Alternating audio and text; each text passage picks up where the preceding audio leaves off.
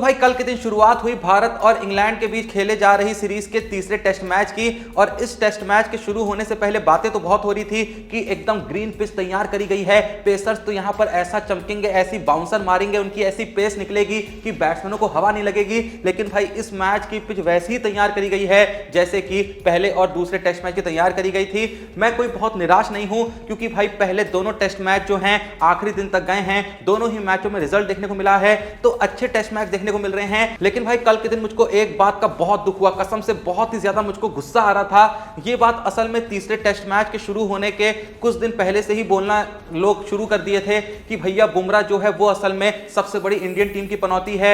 लोग भाई चारों तरफ कुछ स्टैट्स यहां पर वायरल करने में लगे थे कि जब से बुमराह ने टेस्ट में डेब्यू किया है तब से इंडिया ने जो 46 टेस्ट मैच बुमराह के साथ खेले हैं वहां 20 जीते हैं, 22 हारे हैं, 5 मैच ड्रॉ हुए हैं और विन परसेंटेज जो रहा है 43% का रहा है। लेकिन बुमराह के बिना जो मैचेस खेले गए हैं बुमराह के डेब्यू के बाद वो है 27 मैचों में 19 इंडिया ने जीते हैं, मात्र 5 हारे हैं, 3 ड्रॉ हुए हैं और विनिंग परसेंटेज बुमराह के बिना रहा है 70% का। तो लोग भाई वापस से कल के मैच में भी यही बातें करने में लगे थे, देखो बुमराह आ गया है ना, इंडिया ये मैच पक्का हारेगी। अरे भाई इन मूर्खों को कौन समझाए, पता नहीं ऐसे मूर्ख लोग ऐसी बातें कर कैसे लेते हैं, ऐसे स्टैट्स वायरल कर कैसे लेते हैं। क्या इनको क्रिकेट का कोई ज्ञान नहीं है? क्या इनको इतनी सी बात समझ में नहीं आती है कि भाई जो फालतू के टूर्स होते हैं छोटी टीमों के खिलाफ वहां बुमराह को भेजा ही नहीं जाता है। बुमराह को ये लोग मोस्टली सेना कंट्रीज में लेके जाते हैं जहां पर भाई जीतने की चांसेस ऑलरेडी कम होती हैं, उसके बावजूद भी 43% का जो विनिंग परसेंटेज चल रहा है भाई ये बहुत हद तक बुमराह की वजह से चल रहा है। लेकिन इतनी सी बात किसी को समझ में नहीं आती है।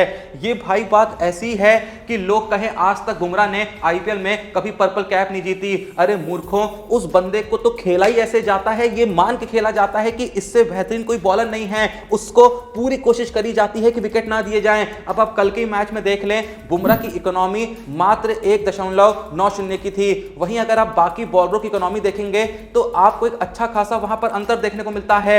आपको सिर्फ बाकी बॉलरों की इकोनॉमीज देख के पता चल जाता है कि किस बॉलर को यह सोच के खेला गया है कि भाई इसको विकेट नहीं देने हैं, इसके ओवर निकालने हैं और किन बॉलरों पे अटैक करा गया है। अब जब आप किसी बॉलर को यह सोच के खेलते हो ना कि भाई इसको विकेट नहीं देने हैं तो आप बहुत ज्यादा डिफेंसिव हो जाते हो। बुमराह को भाई विकेट मिलते नहीं है, बुमराह को विकेट खींचने पड़ते हैं और बाकी बॉलरों को कई बार मजाक मजाक में विकेट मिल जाते हैं, लेकिन ऐसा बुमराह के साथ नहीं होता है। मैंने अभी इकोनॉमी की बात करी ना, अब जहां बुमराह ने कल के मैच में सबसे ज्यादा ओवर डाले, सबसे ज्यादा ओवर भाई 18 ओवर डाले हैं, फिर भी इकोनॉमी मात्र 1.9 की रही है। वहीं आकाशदीप की 4.4 की, सिराज की 2.4 की, नीतीश कुमार रेड्डी की 3.3 की, जडेजा की 2.6 की, सुंदर की 2.1 की। पर ये सब बातें इन मूर्खों को नजर नहीं आएगी। ये मूर्ख भाई यही कहते रहेंगे कि बुमराह ने आज तक पर्पल कैप नहीं जीती है, तो बुमराह आखिर टी20 का बेस्ट बॉलर कैसे हो सकता है? भाई पर्पल कैप जीतना कोई बहुत बड़ी बात नहीं है, बहुत से फुद्दू लोग जीत के चले गए हैं। ठीक है, अच्छे बॉलर रहे होंगे, विकेट लेना भी कोई आसान नहीं होता है, पर भाई उन बॉलरों को खेला ही ऐसे जाता है कि भाई हर बॉल पे छक्का ट्राई किया जाता है, चौका ट्राई किया जाता है, ऐसे में विकेट्स कई बार मिल जाते हैं। लेकिन बुमराह को भाई आखिरी ओवरों में भी इतना डिफेंसिव होकर खेला जाता है कि हर बार उसको विकेट खींचने पड़ते हैं, जबरदस्ती विकेट निकालने पड़ते हैं। जाके जरा हर आईपीएल सीजन की बुमराह की इकोनॉमी देखो, तब समझ में आएगा कि बुमराह जैसा बॉलर ना कभी था, ना है और ना ही आएगा। बाकी अगर कल के मैच में भी किसी ने अच्छे से बुमराह के स्पेल पे गौर करा होगा तो भाई सिर्फ बुमराह के स्पेल को देख के पता चल रहा था, उनके हर ओवर को देख के पता चल रहा था कि बुमराह कितनी मेहनत झोंक रहे हैं। और भाई साफ साफ पता चल रहा था कि जो कप्तान है गिल, वो भी भाई पूरा जो भार है वो बुमराह के ऊपर डाल रहे हैं और बुमराह इस भार को लेने से बिल्कुल ही मना नहीं कर रहे थे। बहुत सारे इंजरी कंसर्न्स हैं भाई, पता है बुमराह को कि जितनी भी आने वाले वक्त में बड़ी टूर्नामेंट्स होनी है सब जगह मुझे इंडिया की बॉलिंग का भार संभालना है, लेकिन उसके बावजूद भी वो बंदा इस टेस्ट मैच में अपना 100% दे रहा है, जो कि देना भी चाहिए। खैर जो भी ये वीडियो देख रहा है, आप लोग का इस पूरे मामले पर क्या सोचना है, क्या कहना है, कमेंट सेक्शन में जरूर बताइएगा। खैर इससे आगे बढ़े तो भाई कल के मैच में एक और बहुत ही कमाल का मोमेंट देखने को मिलता है जब कल के दिन का आखिरी ओवर चल रहा होता है। रूट जो होते हैं अपनी एकदम सेंचुरी के करीब होते हैं, तभी वो एक शॉट खेलते हैं, 1 रन लेते हैं और जैसे ही दूसरा रन लेने जा रहे होते हैं बॉल पहुंच जाती है जडेजा के पास और जडेजा रूट से कहते हैं भाई भागना, दूसरा रन लेना है, भागना, क्यों रुक रहा है? लेकिन रूट जानते हैं कि जब बॉल जडेजा के हाथ में हो तो भाई हल्के में नहीं लेने का। मेरे को इस बार रिस्क लेने का ही नहीं है, बिल्कुल रिस्क नहीं लेने का है।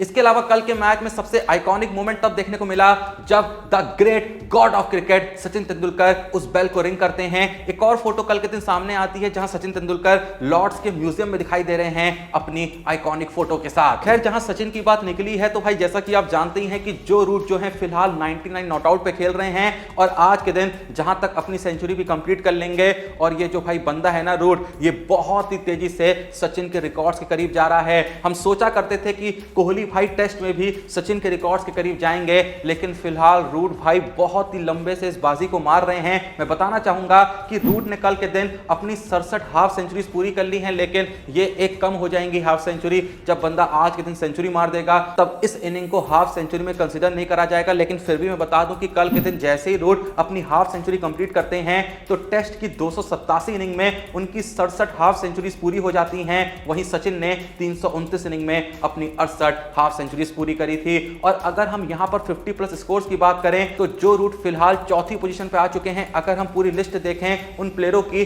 जिन्होंने टेस्ट क्रिकेट में सबसे ज्यादा 50 प्लस के स्कोर मारे हैं, तो जो रूट, रिकी पॉन्टिंग और जैक कालिस 103 50 प्लस स्कोर्स के साथ फिलहाल साथ में दिखाई पड़ते हैं। और फर्स्ट पोजीशन पे सचिन हैं जिनके नाम टेस्ट में 119 50 प्लस स्कोर हैं।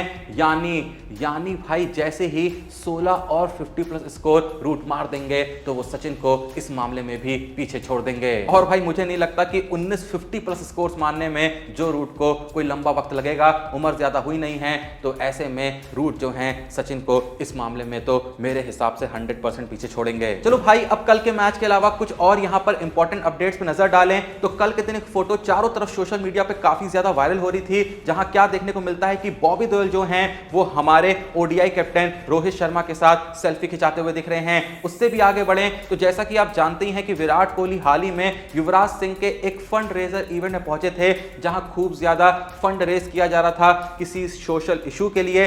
और भाई इस इवेंट के दौरान विराट कोहली युवराज सिंह के साथ जो उनकी फ्रेंडशिप है उस पर कमेंट करते हुए कहते हैं कि हमने फील्ड पर और फील्ड के बाहर बहुत मजेदार टाइम स्पेंड किया।